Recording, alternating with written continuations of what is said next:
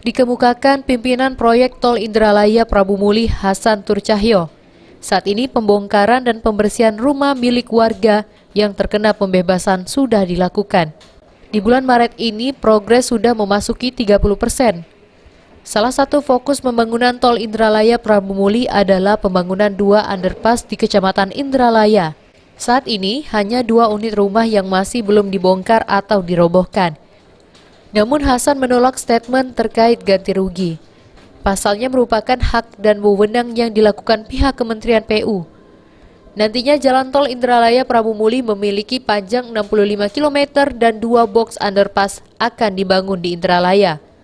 Lokasinya tepat di Indralaya yang membelah jalan lintas timur Sumatera, persisnya di KM 36 berdekatan dengan Pondok Pesantren Itafaqiyah. Sedangkan satunya lagi di dekat Kompi Cebrimob, Desa Tanjung Sejaro, Kecamatan Indralaya Selatan. Underpass direncanakan akan memiliki panjang 36 meter dan lebar 27 meter. Sedangkan jalan lintas timur Sumatera akan berada di atas underpass Tol Indralaya Prabu Muli. Sudah kita jawab. Solusinya, hanya bisa dilalui satu kendaraan sepeda motor. Ya enggak, kita mah nggak ada kendala. Kalau kita mau jalan terus. Tak.